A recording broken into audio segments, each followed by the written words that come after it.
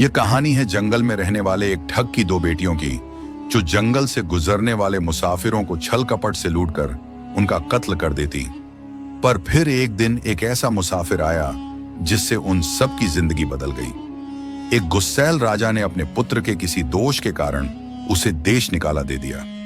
राजकुमार ने दुखी मन से अपने गुजारे के लिए 4 लाल और कुछ स्वर्ण भी अपने साथ ले लिए और भरे हृदय से अपने पिता का महल छोड़ दिया। चलते चलते वह जब शहर से कुछ दूर पहुंचा तो उसे एक साधु का आश्रम दिखाई किया। राजकुमार उस साधु को दंडवत प्रणाम करके एक तरफ बैठ गया। जब साधु ने उसकी मायूस शक्ल और देह पर कीमती वस्त्र देखे तो साधु ने उससे पूछा, बच्चा तुम कौन हो और यहां कैसे आए? राजकुमार बोला, महाराज मैं राजा चंद्रगुप्त का पुत्र महेंद्र गुप्त हूं। मुझे मेरे पिता ने देश निकाला दे दिया है, इसीलिए मैं परदेश जा रहा हूं। रास्ते में आपका आश्रम दिखाई दिया तो मेरे मन में आया कि आपके भी दर्शन करता चलूं। साधु ने महेंद्र गुप्त की बात सुनकर कहा, वत्स तुम नेक इंसान हो और परदेश जा रहे हो, इसलिए मैं तुम्हें 4 बातें बताता हूं। तुम उन बातों पर अमल करना। परदेश में यह बातें तुम्हारे अवश्य ही काम आएंगी। पहली यह कि परदेश में एक से भले 2 होते हैं। दूसरी यह कि परदेश में दूसरे के हाथ का बना खाना मत खाना। अगर खाना भी पड़े तो पहले किसी जानवर को खिला देना। तीसरी बात यह कि परदेश में किसी दूसरे की बिछाई हुई चारपाई पर मत सोना। अगर सोना भी हो तो पहले बिस्तर को अच्छी तरह झाड़ लेना। चौथी बात यह कि यदि कहीं शत्रुओं के फंदे में फंस जाओ तो जहां तक हो सके नरमी और ज्ञान की बातें सुनाकर अपना उद्देश्य प्राप्त करना। साधु ने कहा, मेरी यह 4 बातें हमेशा याद रखना। साधु की बातें सुन साधु को प्रणाम कर राजकुमार परदेश चल पड़ा।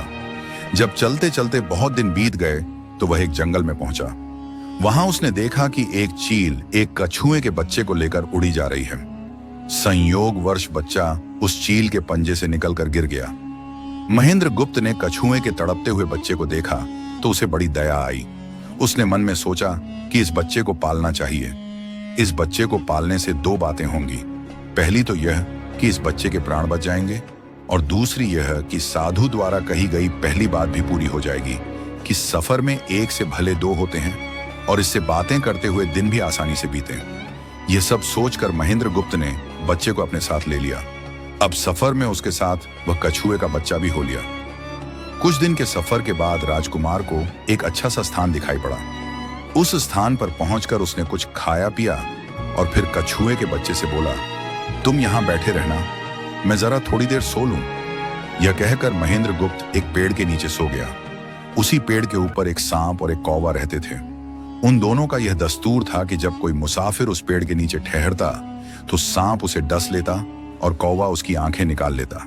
नाग ने जब सोते हुए मुसाफिर को देखा तो पेड़ के नीचे उतरा और राजकुमार को डस लिया। सांप के डस ही तुरंत राजकुमार के प्राण पखेरु उड़ गए।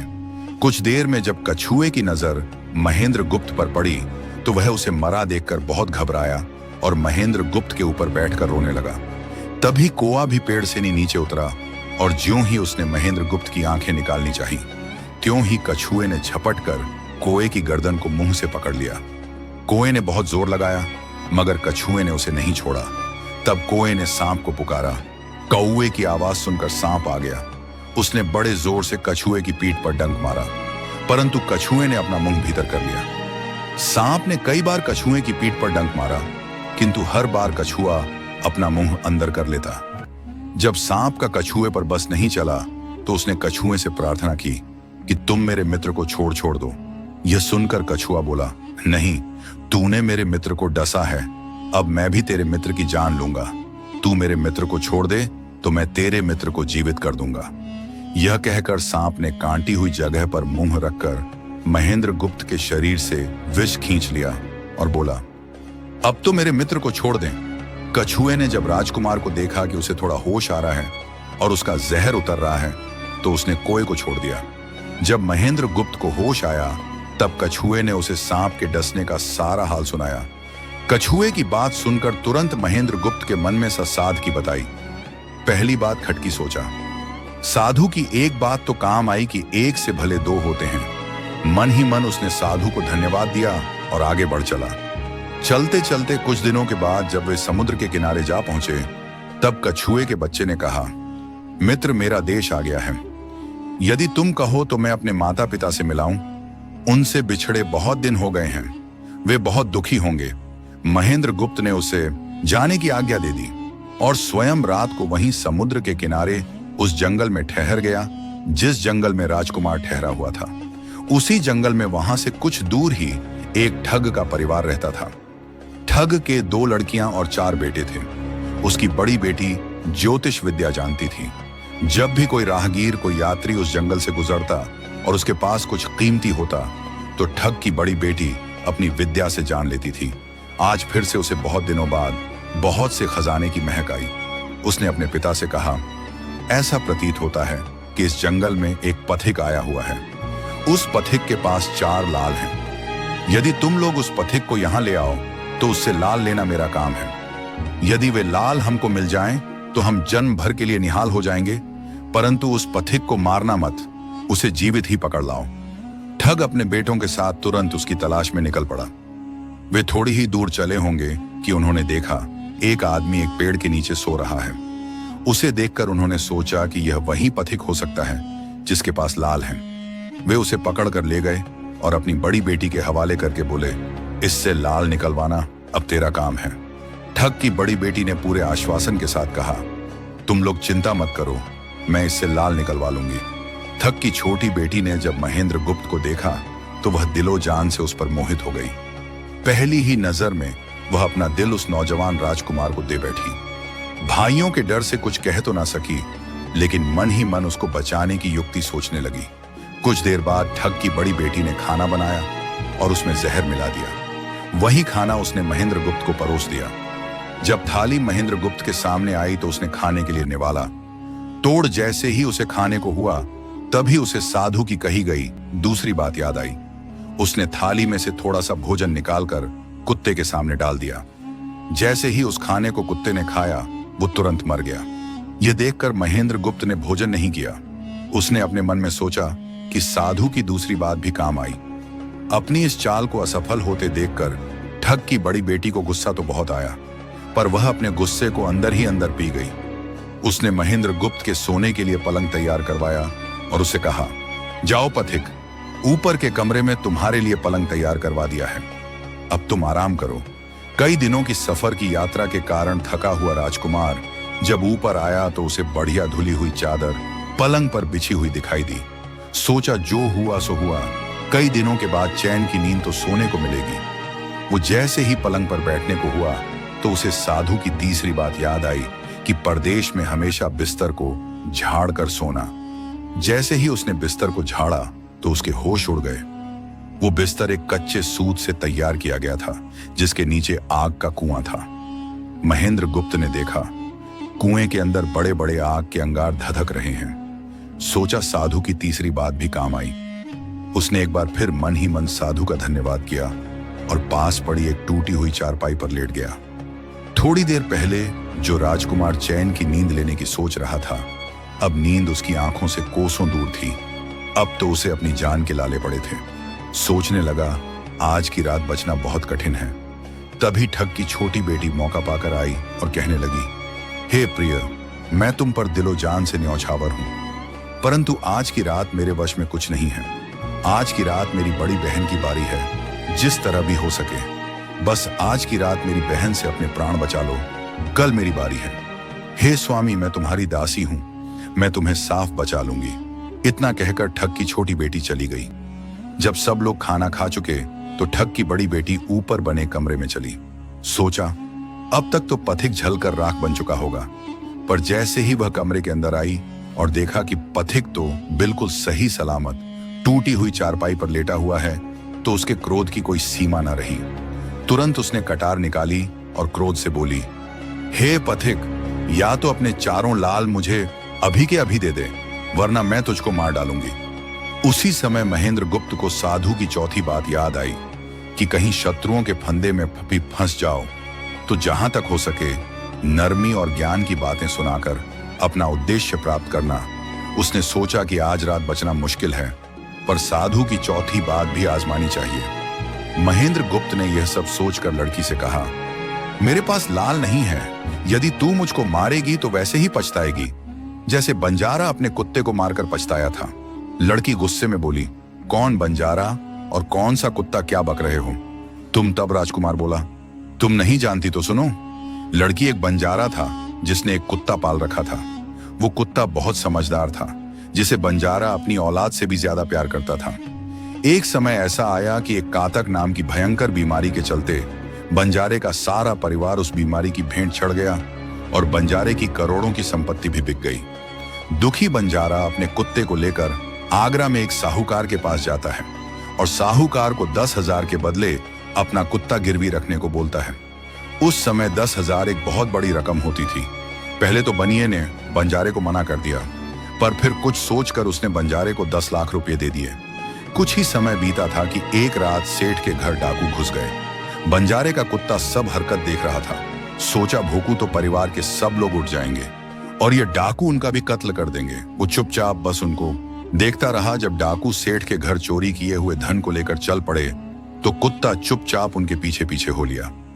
सेठ के पास इतना धन था कि डाकू उसे निकाल तो लाए, पर अब उनसे वो लेकर चला भी नहीं जा रहा था। दिन भी निकलने के करीब हो चला था। डाकुओं ने सोच विचार कर उस धन को एक तालाब के अंदर छिपा दिया। सोचा, बाद में आम से निकाल ले जाएंगे। कुत्ता डाकुओं की सब करामात देख चुपचाप वापस घर चला गया। सुबह हुई तो सेठ के घर कोहराम मच गया। पता चला कि चोर सारा धन निकाल ले गए। सेठ का रो रो कर बुरा हाल था। आसपास के लोग उसे दिलासा दे रहे थे। सेठ ने रोते रोते कहा, मैंने सुना था बंजारे का कुत्ता बहुत समझदार है, पर यह नमक हराम तो एक बार भौंका तक नहीं। तभी बंजारे का कुत्ता उस सेठ की धोती पकड़कर खींचने लगा। कुत्ते की हरकत देख पास खड़े एक समझदार व्यक्ति ने सेठ से कहा, सेठ जी, ये कुत्ता कुछ कहना चाहे, हमें इसकी सुननी चाहिए। और सभी लोग कुत्ते के पीछे पीछे हो लिए। सबको लेकर कुत्ता उसी तालाब के पास पहुंच गया जहां रात को डाकुओं ने सारा धन छिपाया था, और तालाब में घुसकर अशर्फियां से भरी थैली अपने मुंह में दबाकर बाहर आया। तुरंत सेठ के नौकर उस तालाब में कूद गए और चोरी किया हुआ सारा धन बरामद कर लिया। सब देख सेठ आंखों में अश्रु लियो कुत्ते से कहता है, मुझे माफ कर देना, मैंने तुम्हें बहुत बुरा भला कहा। सेठ ने वहीं कागज मंगवाया और बंजारे के नाम चिट्ठी लिखी। भाई बंजारे, तेरे कुत्ते ने मेरे 10,000 पूरे कर दिए। मैं तेरे कुत्ते को तेरे पास भेज रहा हूं। अगर तुझे और भी 10, 20, 500, 1000 की जरूरत हो तो मेरे पास आकर ले जाना। इतने समझदार कुत्ते को मेरे पास छोड़ने के लिए तहे दिल से तुम्हारा धन्यवाद। बनिया चिट्ठी कुत्ते के गले में टांग उसे नम आंखों से विदाई देता है। कुत्ता घूमता घूमता जब 4-5 दिन बाद बंजारे के पास पहुंचता है तो कुत्ते को आता देख बंजारे के तन बदन में आग लग जाती है। कहता है, मैं तुझे बनिए के पास गिरवी रखकर आया था और तू वहां से भाग आया। तूने मेरी बेइज्जती कर करवा दी। गुस्से में अंधा हुआ बंजारा तुरंत तलवार निकाल कुत्ते को मार देता है और सिर पकड़कर वहीं बैठ जाता है। कुछ देर बाद जब उसकी नजर कुत्ते के गले में टंगी हुई पर्ची पर पड़ी, तब बंजारा वो पर्ची निकाल उसे पढ़ता है। पर्ची पढ़ते ही बंजारा फट पड़ता है। वो दहाड़े मार मार खून के आंसू रोता है। पर अब भला क्या हो सकता था। बंजारे की कहानी सुनाते सुनाते सवेरा हो गया। तब ठग की बेटी ने महेंद्र गुप्त से कहा, आज तो तूने मुझे बातों में लगाकर अपनी जान बचा ली, परंतु आज रात मेरी छोटी बहन की बारी है। वो तुझे हरगिज जीवित न छोड़ेगी। जब ठग की छोटी बेटी को पता चला कि महेंद्र गुप्त जिंदा और बिल्कुल सही सलामत है तो उसकी खुशी का ठिकाना न रहा। अपनी बहन को दिखाने के लिए ऊपरी मन से बोली, तुम निश्चित रहो बहन, मैं आज इससे लाल लिए बगैर छोड़ने वाली नहीं हूं। दिन बीता और रात हुई। तब ठग की छोटी बेटी महेंद्र गुप्त के पास गई और बोली, भगवान का शुक्र है जो तुमने चालाकी से अपनी जान बचा ली। महेंद्र गुप्त बोला, तुम सब ऐसा क्यों करते हो? तब ठग की छोटी बेटी बोली, हमारी तो यही रीति है कि मेरे भाई और बाप मुसाफिरों को पकड़ कर लाते हैं और हम बहनें अपनी चालाकी से उनसे माल हद कर उन्हें मार डालती हैं। फिर वह बोली, पर तुम चिंता मत करो, अब मेरी बारी है और मैं तो दिलो जान से तुम्हारी दासी हूं। तुम्हें जैसा समझ पड़े वैसा ही करो। यह सुनकर महेंद्र गुप्त बोला, प्रिय, तुम भी मुझे देखते ही पसंद आ गई थी। दिल करता है कि हर पल तुम्हारे पास ही रहूं। तुम अपनी बड़ी बहन की तरह नहीं हो, तुम एक नेक दिल औरत हो।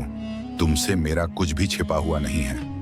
उसकी बात सुनकर ठग की बेटी ने कहा, तुम कहते हो कि मुझसे कुछ भी छिपा नहीं है, तो फिर वे लाल कहाँ हैं? महेंद्र गुप्त ने कहा, वो चारों लाल मेरी जांघ में है। अगर तुम निकालना चाहो तो निकाल लो। राजकुमार की बात सुन ठग की छोटी बेटी बोली, प्यारे वो लाल तुम्हें ही मुबारक हो। मैं तो तुम्हारी दासी हूँ, तुम्हारे दर्शनों की प्यासी हूँ।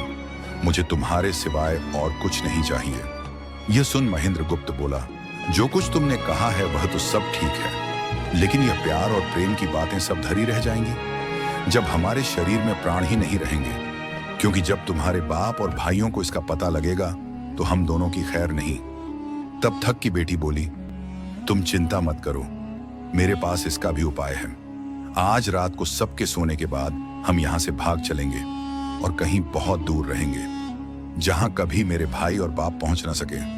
महेंद्र गुप्त बोला, पर यह सब होगा कैसे? बोली, यहां से निकलने का एक ही उपाय है। मेरे पिता के पास 2 ठनियावे से एक तो दिन भर में 60 कोस चलती है और दूसरी दिन भर में 100 कोस चलती है। तुम उनमें से बड़ी वाली को खोल लाना, तब तक मैं हम दोनों के लिए कुछ धन बांध कर रख लूंगी।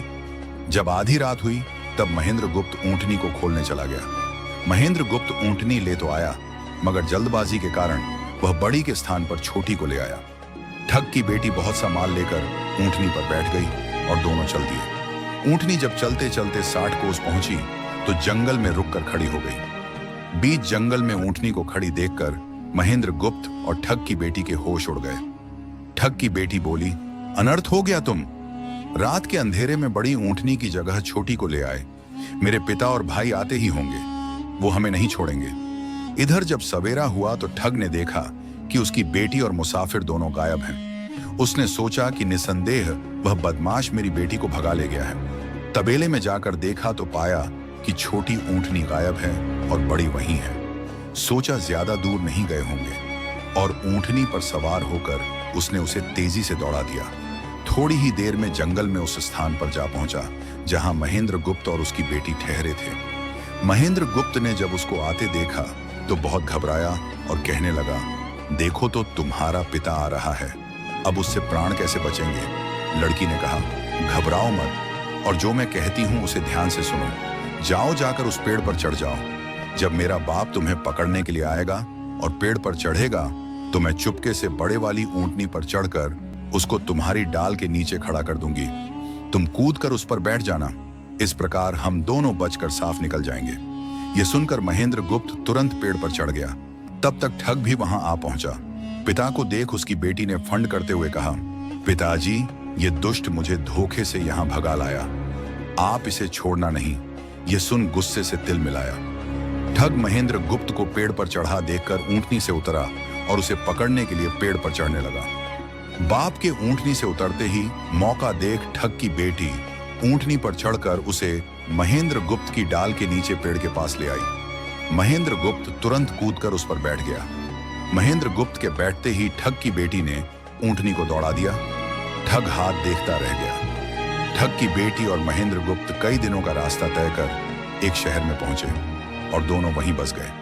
वहां महेंद्र गुप्त ठग की बेटी के साथ आराम से दिन गुजारता रहा और जब उसके देश निकाले की अवधि पूरी हो गई तब वह उसको लेकर अपने राज्य चला गया और उसके साथ शादी कर हंसता खेलता जीवन व्यतीत किया। निष्कर्ष, महेंद्र गुप्त और ठग की बेटी की यह कथा हमें यह सिखाती है कि प्रेम और विश्वास का बंधन सबसे मजबूत होता है। जब बुद्धिमत्ता, धैर्य और निस्वार्थ प्रेम मिलते हैं तो असंभव को भी संभव बनाया जा सकता है। जीवन में चाहे कितनी भी कठिन परिस्थितियां क्यों ना आए, सही निर्णय, संयम और परस्पर विश्वास हमें हर संकट से बाहर निकाल सकते हैं।